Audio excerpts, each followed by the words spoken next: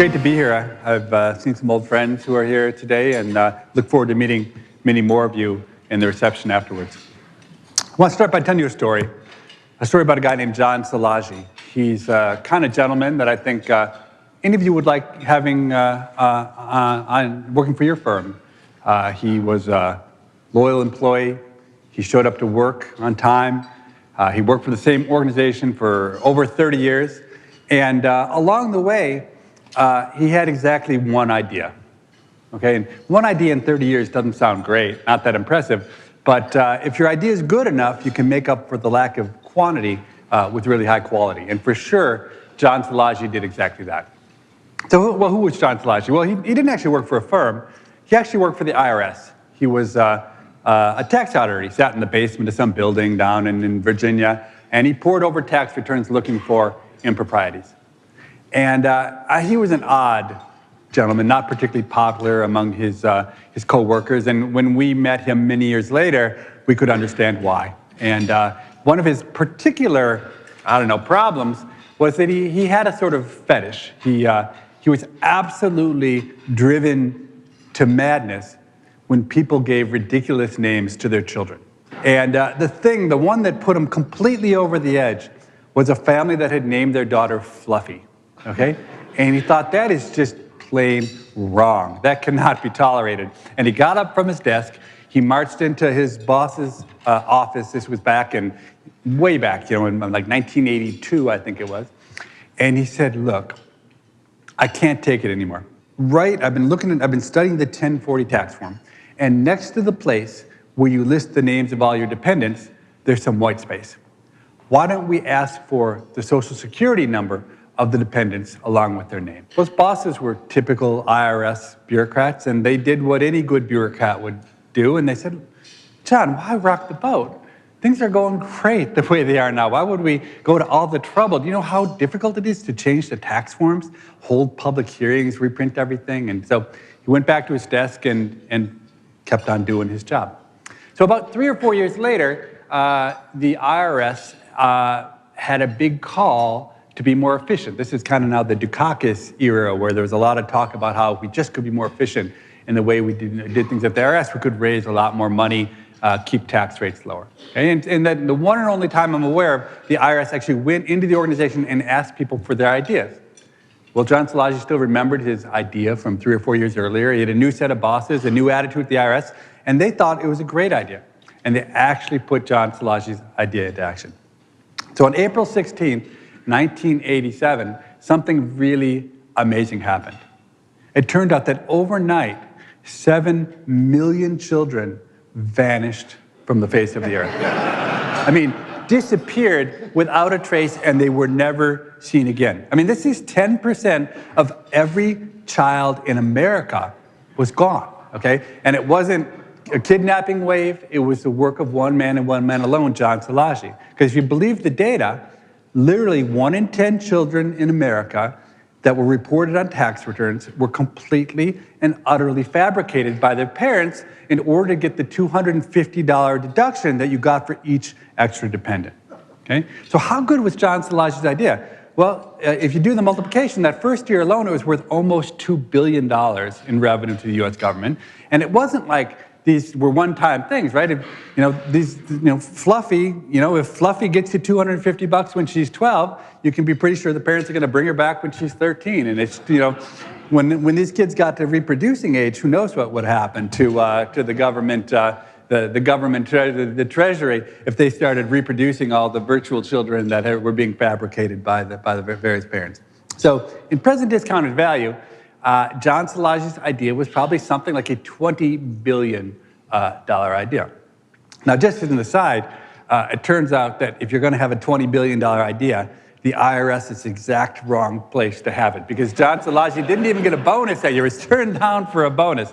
Apparently, he needed a $40 billion idea at the IRS to get a bonus. But what's interesting when we talked to him, I got to say, and it surprised me, because at the time I was doing this research, I really thought very much like an economist. And like a typical economist, I still think like an economist, but less like a typical economist, is when John said, I asked him how big his bonus was, and he said he didn't get one, I figured, oh, that must have really, made him angry. And he said, no, I didn't really care. What I really was upset by is that I thought that when I walked into the lunchroom at the IRS, people were going to stand up and cheer for me. I thought they'd put a plaque on the wall, and nobody ever did any of that. And it's in so many ways not surprising, given the nature of the IRS, but it was interesting to me. It's the first time I really began to understand just how social firms were. Really, firms are social entities. They're not financial entities. And what happens with money is actually often less important than the relationship that underlies it and the sense of belief and trust and community that fits in. I think for what all you do, that's incredibly important. I mean, what you do is in some ways is about money, but in other ways is about something far, far deeper than money. Anyway, so when I started researching this stuff on John Szilagyi, I have to say, I had a hard time believing that it was really true. I mean, was it really possible that Americans are so morally bankrupt that 1 in 10 children are just being made up, and it just kind of somehow didn't fit. The data didn't fit well with my intuition. And one thing I've learned over time is that it's to build up a set of people whose opinion I really trust, who, when I come up against a hard problem, even though they're maybe not experts in what I do, they can give me some guidance about whether what I'm doing makes sense. And one of those people is my father. My father is an incredibly brilliant medical researcher who's gotten a lot of accolades for what he does. And he's someone whose opinion I really value. So called him on the phone. I told him about the research I was doing on John Szilagyi, and I asked him what he thought. He said, well, actually, I hate to say it, but on that fateful night in April 1987, you yourself lost a brother and a sister. And that's when I knew that I was on to something, that we were making some headway. All right, so why do I tell you a story about John Szilagyi? Partly I tell you because it's a story about incentives. And to an economist, incentives are at the heart of everything. And it's a great way of introducing the idea of incentives. And you got the incentives from my father. It turns out that really, actually, financially, it pays to cheat on your taxes. In the U.S., we do so little auditing that if you don't care about the moral cost of what you do or the embarrassment if you get caught, financially, it just makes sense. There are a lot of simple things you can do to cheat on your taxes. Okay? But more importantly, you look at the incentives of people like John Szilagyi, right? So he had essentially no incentive. He had a $20 billion idea. He was not rewarded in any way, shape, or form. And in a world in which people don't get rewarded for what they do, people don't do that kind of behavior. Okay, and then of course you've got the incentives of his bosses, and that's actually kind of the most interesting ones. It's the classic problem of modern business, which is what economists call the principal agent problem, which is that the people who do the actions and make the choices aren't the residual claimants on the flow of the profits, and so therefore how to align the incentives of the people who are making the choices. Okay, it's a huge problem in your industry. How do you align incentives so that people do the right thing for the client, as opposed to say the right thing for the person who, the decision maker. Okay. Anyway, all that's really interesting, but that's not really the reason I told the story. I really told the story because I am in love with ideas, and I think that John Szilagyi's idea is an example of the best, most brilliant kinds of ideas that people can find. So you might say, what are you even talking about? What was his idea? His idea, of course, was to put the Social Security number on the tax form. But how can you even, why do you even call that an idea? It's so obvious, right? It's so clear we should do it. Well, ex post, it is so clear. But on the other hand, there were, 10,000 people who were doing John Szilagyi's job, who were looking at tax returns, who were seeing, made up names, people putting their pets as children in order to get $250, and none of them saw it. Okay, no one thought to do it. Okay, and it turned out to be really valuable, worth say $20 billion as an idea, and no one could see it. Okay, until John Szilagyi said it, and then it's obvious. And to me, those are the kind of ideas that get me excited. The ones that are so completely and totally obvious that something clouds our vision from seeing them. And look, there are other great kinds of ideas. Sure, I would love to come up with the equivalent of the theory of relativity or string theory or something like that. Okay, but I know I'm never going to do that. But on the other hand, there's a possibility that if you mess around enough and you think differently enough, that you can stumble onto these little tiny ideas that can change, a career or the trajectory of a firm or a life or, even like a society. And that's the kind of thing that gets me really excited. And what I love about John Szilagyi is he was just a regular person. He was a regular person who saw something and saw something obvious, but something other people couldn't see. Okay, and in many ways, what I've tried to do, without that much success, is be like John Szilagyi in my life. And so I have the luxury of being an academic. Okay, and unlike you, being an academic is not a real job. So we have a really crazy system in the United States. So I teach at the University of Chicago, and my total time in the classroom in a given year is about 50 hours. Okay, that's my job, essentially. It takes me 50 hours a year to do my job, and I have the freedom to do absolutely whatever I want when I'm not doing those 50 hours. And I do a lot of things. I come and talk to nice folks like you, and raise kids and do other things. But one of the things I've really been devoted to is ideas. And so I've probably spent, an average of between, maybe even an hour a day for the last 20 years trying to come up with ideas. And I'm really not very good at it. I call it a great year if I have 2, maybe 3 good ideas. Okay, so it's a really bad ratio. I'm sure almost any of you, if given the luxury of spending 365 hours trying to come up with ideas, could come up with better ideas than I come up with. And in fact, I've wondered whether it makes any sense. Is it really a good investment to spend all this time on ideas and have so few? And then, the thing was, though, I took a couple ideas a year, over 8 years, cobbled them together into a book, called it Freakonomics, and then we sold 7 million copies. And then it seemed like a pretty good investment in ideas after I did that.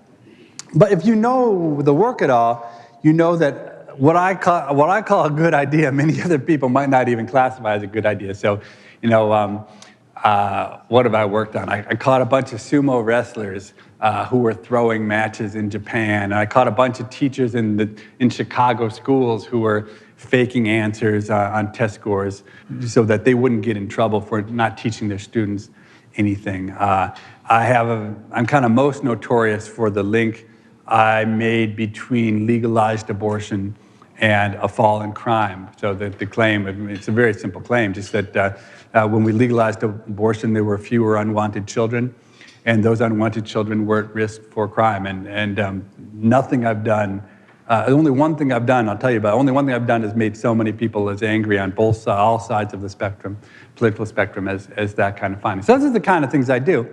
But they're not really what I wanted to do. I mean, I wanted to be a real economist. When I started out in college, my hero was Alan Greenspan. I wanted to be the kind of economist who, if I made a big mistake in judgment, then markets got thrown into turmoil and everything turned upside down. Like, that's the kind of economist I wanted to be.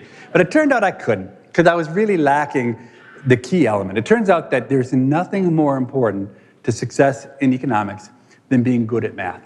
Okay, that literally 70% of my colleagues at the annual meetings when surveyed said that proficiency in math was the #1 key to success in our profession. Okay, it's sad to say, but only 2% of my colleagues thought that knowing anything about the economy was actually important to being a good economist, which is why you might have thought, why like many of your firms probably have, no economists or maybe one economist, but economics has really gone down some sort of crazy rabbit hole of being irrelevant. And I had no idea that was true when I went to get a PhD in economics. If I had any sense, I would have never, ever done it, because it became clear to the world that I was terrible at math, even as early as high school. When I went back to my 15-year high school reunion, I was surprised to see my senior year math teacher there. And I went up to him to say hello. And when I said hello, he looked at me and completely blankly, as I expected. The guy was actually in his 80s by the time that I was at this reunion. And then all of a sudden, a big smile spread across his face. And he said to me, "Wait a second, did you get a 2 on the calculus AP exam?" And I said, yeah, as a matter of fact, I did get a 2 on the calculus AP exam. And he said, that is the single lowest score of any student I ever taught in honors calculus in my 30-plus years teaching. And so that's how bad I was at math, okay? And I had proven that 2 on the calculus AP exam was no fluke when I showed up for my freshman year at Harvard, and they give you a battery of tests. And the placement counselor, was telling me what classes to take. And the class that she suggested I take in math was called Math 1A. Okay, it was the single lowest course in math they offered at the university. And I took her advice, and I took that class my freshman year. It's the first class I showed up to. And I remember a really sinking feeling when I got to that first class, because I looked around the room, and I said to myself, how in the world is it possible that other than me, every other male at Harvard is like 6 feet 3 inches tall and incredibly good looking? And it was only later that I realized that the only people who got placed into Math 1A were me, the football team, and the hockey team. They were the only people who were so bad at math that was me. And the good news is, I smoked those guys. I was number 1 in the class in Math 1A, but I was smart enough to know that was it. Like I couldn't really compete against that. So I never took another math class. Managed to graduate with an undergraduate degree in economics, and then went out in the world, worked as a management consultant. Then I had this great idea. Oh, I should go back and be an academic economist. Okay, but I didn't know anything about what that meant. And I did, and I applied to schools. Still don't understand how I got admitted to MIT, probably the most rigorous mathematical, statistical economics PhD program in the world. But look, I've always believed in markets, and I figured, well, if MIT, they think I can do it, I must be able to do it. So with great optimism, I showed up at MIT, and that optimism lasted, it couldn't have lasted more than 5 minutes in a classroom at MIT as the professor began to scribble these equations up on the board.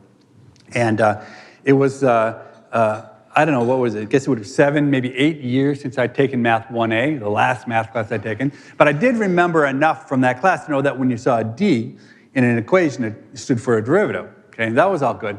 But the thing that was a little unnerving is that it almost seemed like the professor was putting 2 different kinds of Ds up on the board. There'd be these regular Ds, and then there'd be these other, like, sort of funny-looking Ds.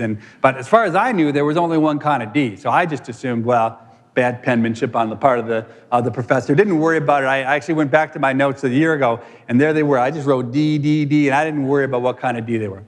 But the longer the class went on, the more nervous I became, because these regular Ds would always be one on top of each other with the line in between. Then these other weird Ds would be there.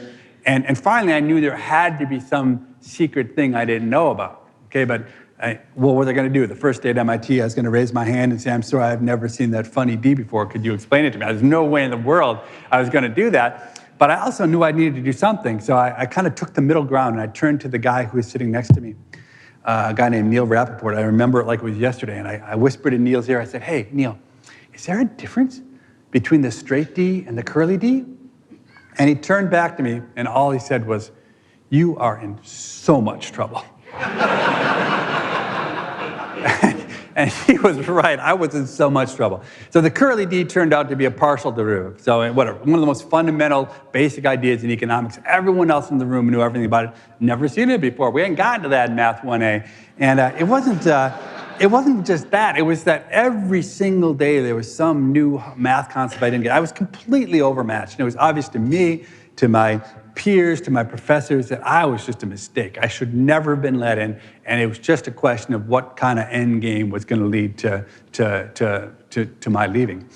And the only reason the only reason I even made it through that first semester was that at MIT, they made it very difficult to fail students. I think it had to do with something like a wave of suicides that had happened in the 1970s or something when students, so they basically, in order to fail somebody, you needed, the professor had to spend like 2 or 3 extra hours on paperwork. And thank God all of my professors were economists, completely self-interested, not willing to do the right thing, to do the paperwork to fail me. So they all gave me a C-, which was the lowest grade they could give me without having to do any work, and passed me on to the next guy and hope that person would do the right thing. Okay, nobody did the right thing.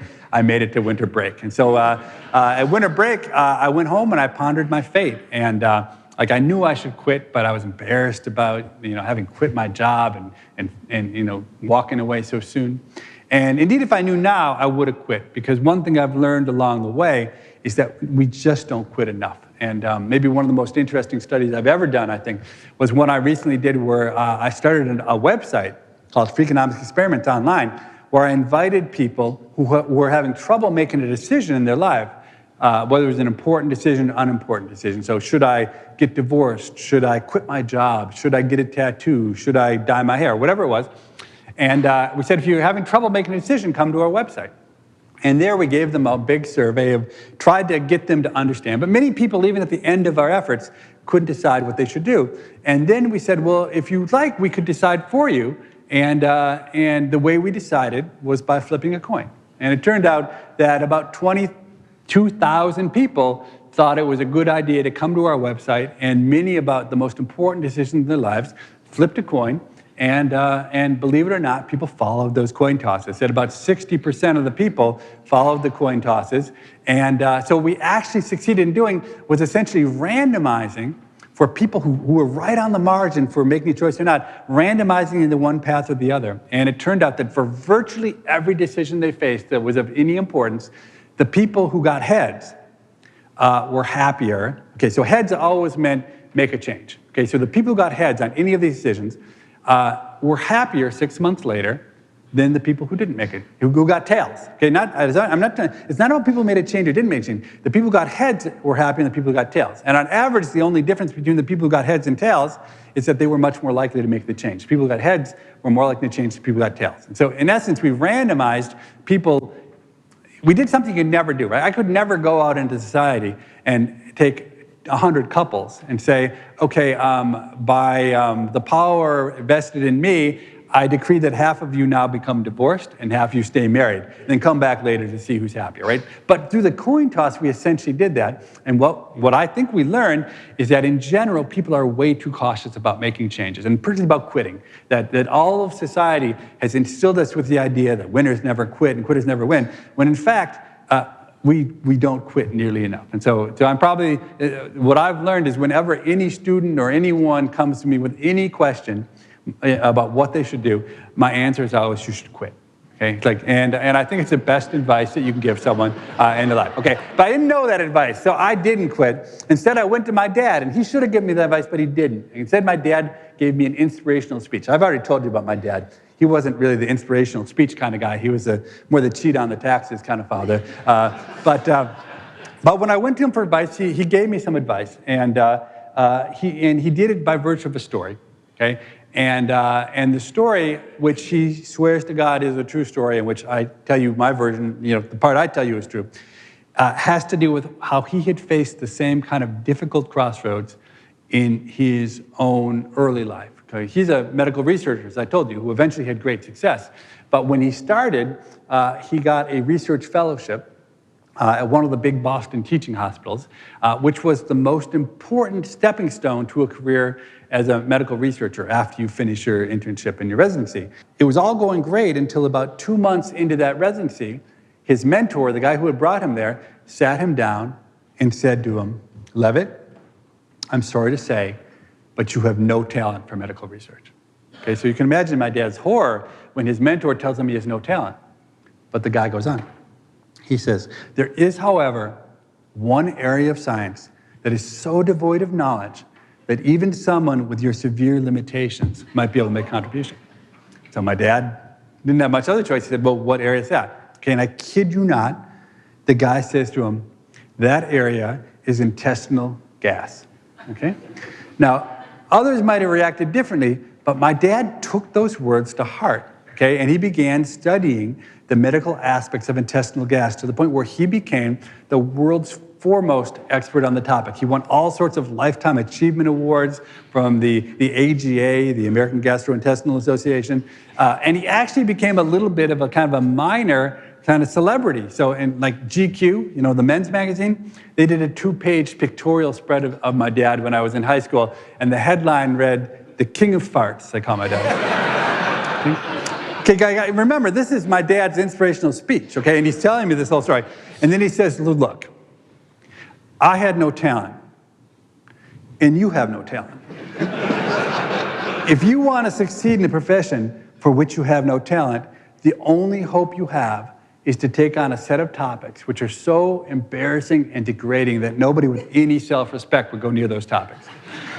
And I thought about it for a little bit, and I said, well, she said, it worked pretty good for you, and I don't have a lot of other options, so maybe I'll give it a shot. And essentially, that's what I did. I went back to MIT, and I stopped trying to be a real economist. I just accepted that I was going to be something else, and that the only thing I could do would be to take the set of topics I was interested in, like crime and cheating and things like that, and try and build a career around the things I did. And I've been incredibly lucky, incredibly blessed that I've had the opportunity to have so much fun and to explore so many interesting problems along the way. And the simple fact is that I did do it essentially with no talent for what I'd chosen. All I did was I thought differently, and I looked for ideas, okay? And I looked for little ideas. I'm lucky in that the profession I'm in, it isn't that competitive, right? It's pretty easy. There aren't that many people thinking about police corruption. So I don't have to be better than a lot of people. But you all have chosen perhaps the most competitive, other than say, pop music or something, the most competitive industry in the world, okay? And I think it's, because of that, you have to think differently. If you want to be above average, you have to do things differently. And when you have great ideas, people are going to copy those ideas. Okay? And you guys do. But I do believe that the secret, right? So that to really make your mark in a world of competition like your own, being different, thinking different, freedom, taking a few chances has got to be at the heart of it. Okay? So let me tell you one last story. Before we open up to Q&A, and that's, so most of what I've done has been incredibly trivial, almost embarrassingly trivial. But after 9/11, I, like many others, was motivated to try to do something more important. I'd spent all this time trying to catch bad guys doing really trivial things, and I thought, could I possibly be useful in something bigger? Actually, Stephen Dubner, who eventually would be my co-author on Freakonomics, actually helped me in my cause when he wrote a piece about me in the New York Times. He interviewed me for 36 hours, 12 hours a day for 3 days, and he only said he was going to be there for 2 hours. So basically, I didn't know how to tell him to go away because he was a New York Times reporter, and I thought if I told him to go away, he would write something bad about me. And he wore me down to the point where I finally couldn't take it anymore. And by the end of the third day, I found myself with him. I figured I'll just do something I like to do so he can ask me his questions and I'll be distracted. So I took him to the racetrack. We ended up, he and I were at, if you know it, it's Maywood Racetrack. Okay, so, and we ended up getting incredibly drunk watching horse racing at Maywood Park. And then he said to me, so what do you think of the fight against terrorism? And I went, totally drunk, not thinking that I was like talking to a New York Times reporter who was recording everything. I said, if I had the right data, I would be so much better than the CIA at catching the terrorists. Okay, and as soon as I said it, I thought, oh my God, that was stupid. Why did I say that? I got to stop drinking. That was a really bad idea. But I figured he had 36 hours of transcripts. What were the chances that would ever appear in this New York Times article I read mine? And sure enough, he wrote this great New York Times article about me, and it ended with the last sentence of the last paragraph being me throwing down the gauntlet to the CIA, saying I was so much better than them if I had the right data. And 3 days later, the phone rang, and it was the CIA on the other end of the line. And I was a little bit nervous, but they couldn't have been kinder, actually. And they invited me, and I actually spent a day with the CIA. And I have to say, I did not convince him at all that the way I wanted to look at terrorism was sensible. And we had a great discussion. It just didn't lead anywhere any good. But I wasn't deterred. And I had a really simple idea.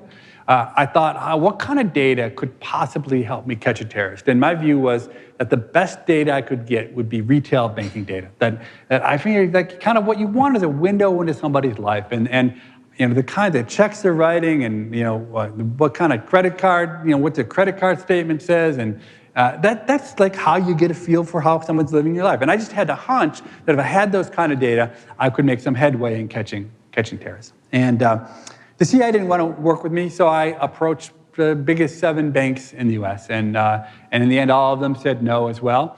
And then I started talking to some British banks, and it turned out that one British bank was willing to work with me. And so we embarked on a project looking at their 17 million customers to see whether indeed we could figure out who, if any, among them were terrorists. Okay? And I should have known better, in a sense, because I had made my career answering the easiest questions in the world. So it's really easy to catch, it turns out, to catch teaching cheaters in Chicago. It's just they basically advertise that they're cheating. You just got to know where the right place to look. But catching terrorists was harder. Okay, so think about an example. So let's say let's take the U.S. Let's say out of 300 million people in the U.S., let's say 100 are terrorists. Okay, and let's say I come up with a fantastic algorithm. An algorithm that's 99% accurate at detecting terrorism. So if you show me the banking records of a terrorist, 99 times out of 100, I will correctly say that as a terrorist. Okay, and if you show me the banking records of a regular person, a non-terrorist, 99 times out of 100, I'll say this is a non-terrorist. Okay, that would be a great accomplishment. That would be a pretty good algorithm. At the end of the day, I would march back to the CIA in triumph, and I say, you didn't listen to me, but I have an algorithm to detect terrorists, and here is my list of suspected terrorists. Okay, and on that list, I would have 3,099,000 names, right? Because the 99 would be the 99 out of 100 that I correctly identified, and the 3 million would be the 1 out of 100 false positives. Okay, so it turns out you can't be 99% accurate. You got to be something like 99.9999% accurate.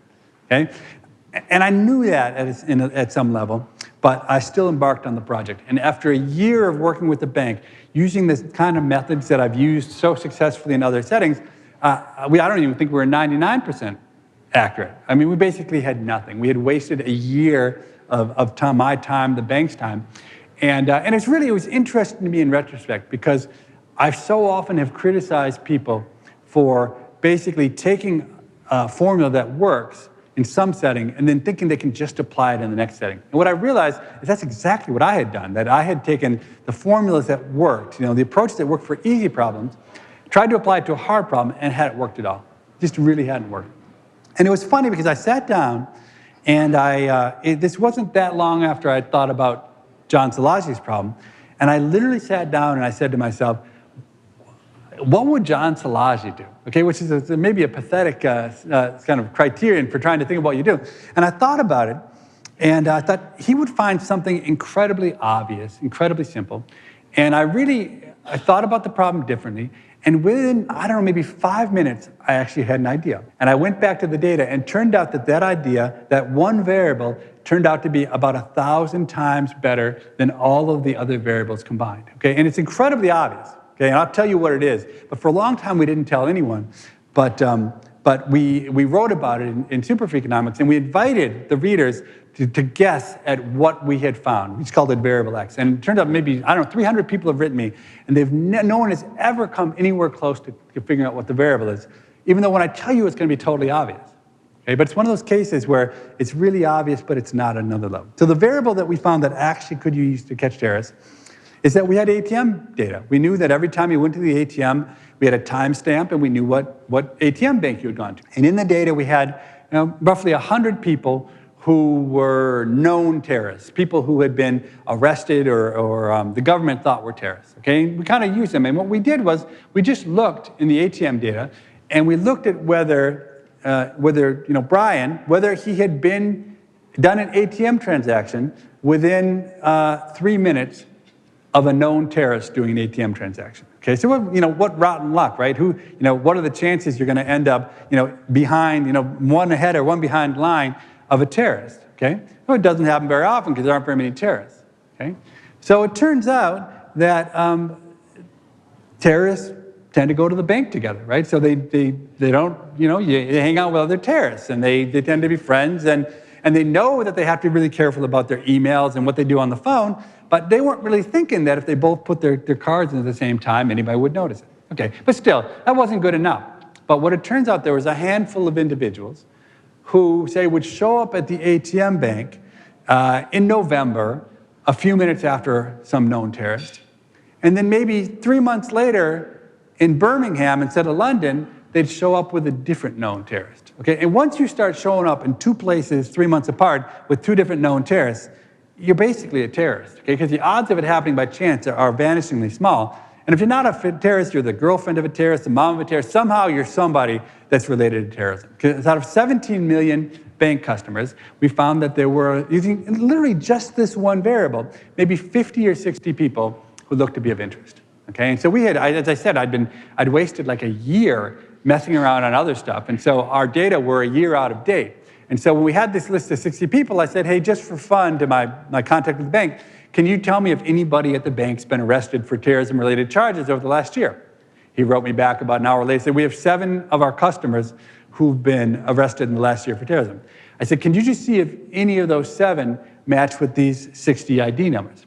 And he wrote me back and he said, yeah, 3 of the 7 are on your list. So it turned out that out of 17 million customers, using this one variable, we had narrowed it down from 17 million to 60, and then 3 of the 7 people who got arrested had been on that list of 60. So you got to do the statistics to understand how incredible that is as a success. That basically that's not 99.9999, that's something way better.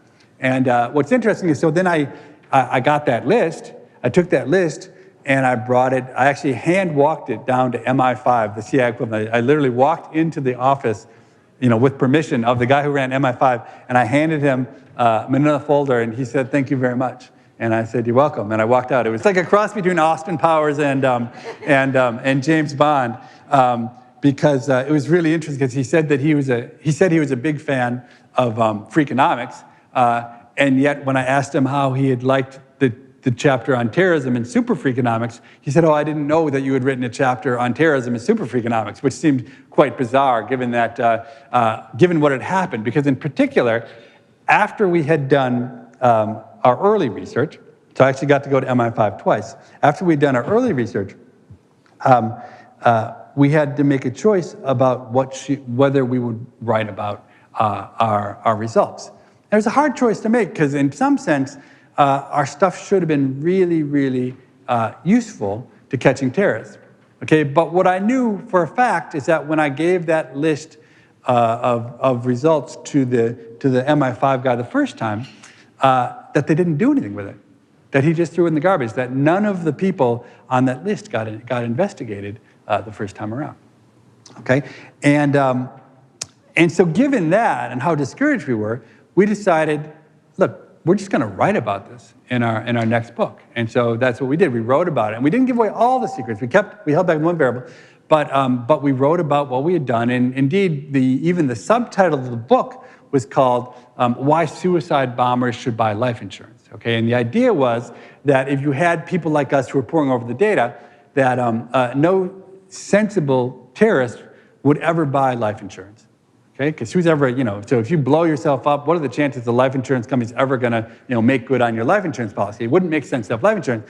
Okay, but what we said, that's exactly the reason why terrorists should buy life insurance, because we have that data in our data set, and as soon as you buy life insurance, you get discounted. We assume you're not going to be a terrorist, and so if you're actually a terrorist, the way to avoid being detected is to do things like buy life insurance. Okay, now nothing prepared me for the amount of hatred that I received when I went to do our book tour in the UK, because the tabloids, who had all seemingly liked Freakonomics, had decided that we were traitors. Okay, in some sense we were traitors, right? We had done this work, we had given away the secrets, and we had our reasons for doing it, but so the headlines of the tabloids in the UK were all about how, Freakonomics authors have lost their mind, betray the UK, and like 2 or 3 incredibly nasty articles about how horrible we were as human beings and how disappointed they were that we had worked with the British government and then we give away all the secrets.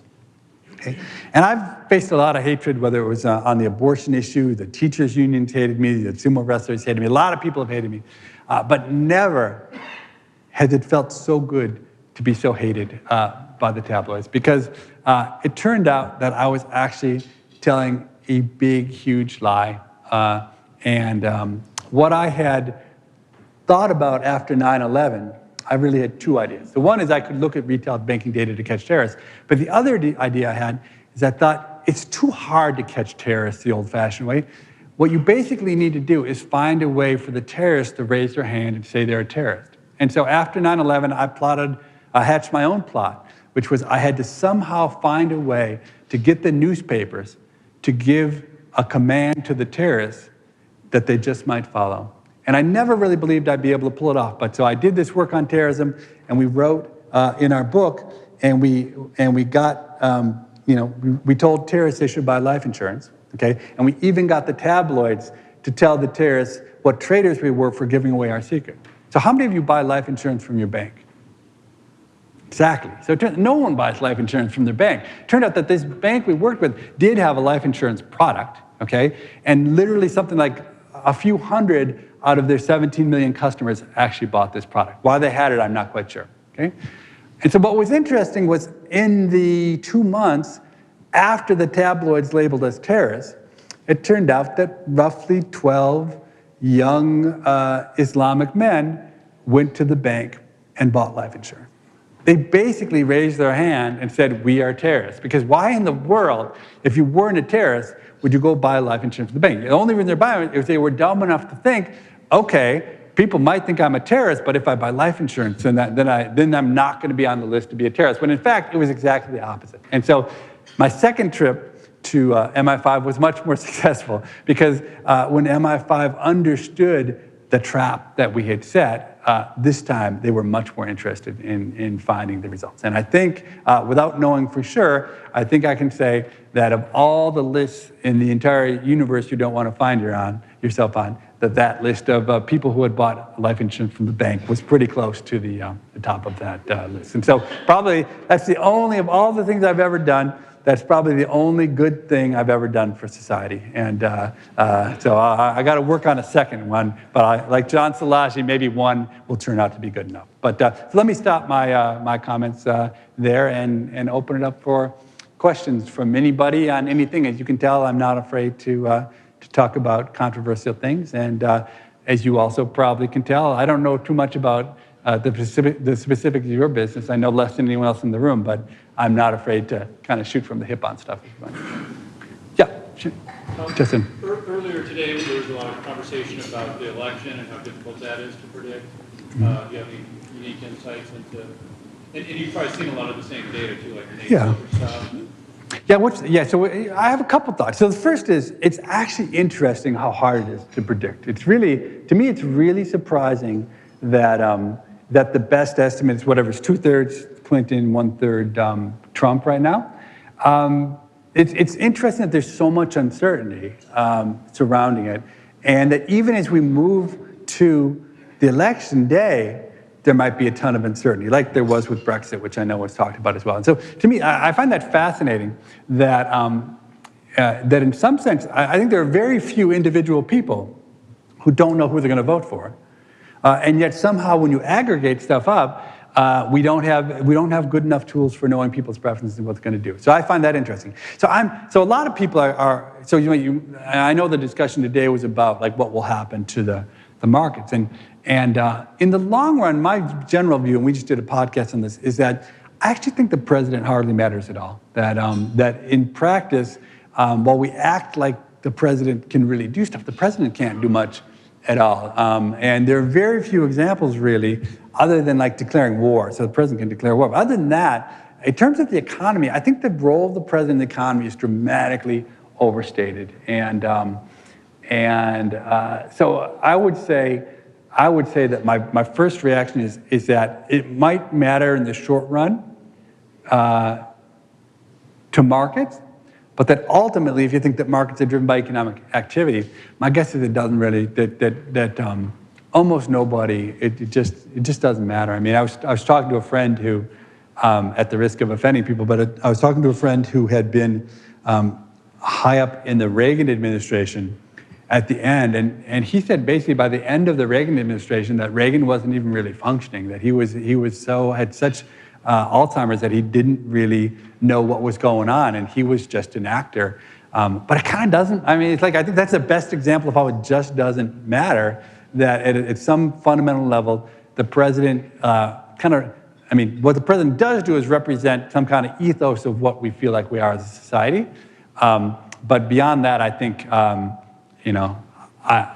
don't think, like, I would not expect as a result of the election, markets to move, 10, 15, 20%. If they did, I would think it'd be very temporary. How about we take one more question? That was the most unconventional presentation or speech I've heard in quite a long time. I really appreciate it too. Thank you. We had quite a bit of a discussion today about millennials and some of their peculiar habits. As an instructor, is there anything you can share with us about what you're seeing on a day-to-day basis that would be useful? So this is not very scientific, but I will say what I will say is, one thing is that this is almost incredible, but when I first started teaching, I had to write a new exam every year, okay? And because the students can see the old exams. And I'm pretty lazy, and I got to the point where I needed 25 more points on the exam. Like, what can I do? And I said, okay, the laziest thing I can think of is I have a question that says, okay, describe any paper on the reading list that we didn't talk about in class. So I probably talked about 25, this is in an undergrad crime class I teach. I probably talked about 25 papers, and I had a reading list that probably had 60 other papers that were assigned, but I didn't talk about. Okay, I said, so for 20 points or whatever it was, describe any paper that you read on the reading list that I didn't talk about in class. Who was the author? What was the point? Was it a good paper or not?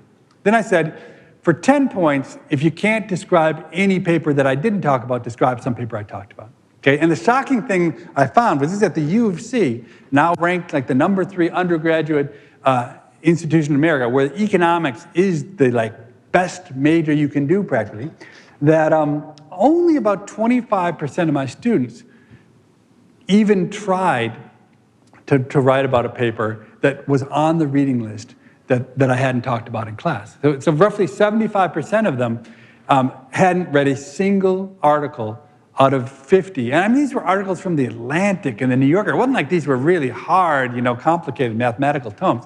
And I was shocked, because I really thought my students were much more diligent, okay? So then the next year, I continued to be lazy, and I thought, this is like complete malpractice, but given what happened the first year, I'm just gonna ask the same question again, okay? Describe anything. Again, no more than 25% of the students in the class, even though I had asked the same question the year before on the exam, could say anything intelligent about any paper on the reading list that I hadn't talked about. Okay? I proceeded to ask that same question for 11 straight years, and it never changed. Okay? It blew my mind, but so not only do the students not read a single paper on the reading list, they don't even bother to go seek out the old exams to see. And you might say, well, look, he did it last year, he's not going to do it again. But when you see it 11 times in a row, it's a pretty good bet number 12 is coming your way. At least one after that. Okay, so in a weird way, I think that and another instrumentation. So then we started a little consulting firm. And at this consulting firm, we would hire people directly out of college. And what was strange is that they're the most entitled group in the world. And in some ways, it's not surprising, because I watch the way I parent, I watch the way schools work. Everyone gets a prize, always, okay? And you can't say anything bad about anybody. And the world, basically, these kids have grown up thinking that they are the center of the universe. Somehow they haven't learned the lesson, because we've never taught them that actually the universe doesn't revolve around them. And so when they would show up to work the first week, and we would tell them that the output was terrible, they would be shocked. So when I talk to the graduating seniors, and I'd say, well, what are you doing to find a job? And they say, well, I'm not really doing anything. And I would say, well, do you realize you're not going to get a job? And that actually there are 1,000 people who are better than you, who have better transcripts and better background, that you're really in trouble. And they would just cry. And they said, no one's ever spoken, that's so rude, no one's ever spoken to me like that. And then they would usually appreciate it, because they would start working, they'd eventually get a job. But so that's very anecdotal, but I do believe that the combination of never having told kids they weren't good enough and the availability of immediate feedback always. So my kids have never had to spend 10 minutes with themselves in their entire life. Like, they've always had a phone, they've always had access to something, to a TV. And I think, I don't know, it seems to me like like it could be a real problem. But what I've also seen so far is that the real world beats people back into reality pretty quickly. And so I do think that the fact that real world business demands results does a lot of parenting to millennials very, very quickly. But I do wonder, I think it's only gotten more and more extreme. And I believe that the ability to delay gratification is one of the most fundamental skills that you want to learn in life, and that so much of investment comes with you pay the cost up front and the rewards come later. And I'm just not sure that the current way that we raise children is very conducive to that. So I think it's an amazing experiment, this like big like social experiment we're playing out. And I wonder if there isn't going to be a big reaction in future generations to the immediate available gratification, what ramifications. I mean, it's one of those things where I raised my kids not thinking about it at all, and now that it's happened, I really don't know what will happen. Why don't I let you go on that? I was going to tell you one last story, but if people want to stick around, I'll be here for the next 45 minutes. Happy to talk with you about anything and everything. I hope that if there's one thing you take away from today, besides the fact that I'm pretty weird and pretty offensive and don't know the right limits, it's that simple ideas are there, and probably you're so busy, so many demands, that in your own lives you don't spend more than 5 minutes a day looking for ideas. But maybe, just maybe, another 5 minutes a day, another hour, here or there, might just be the secret for you to stumble onto something that will transform your life. And I believe deeply, it's the one thing I believe in more than anything else, is power of ideas. And I hope that ideas will serve you in your lives. So thank you very much.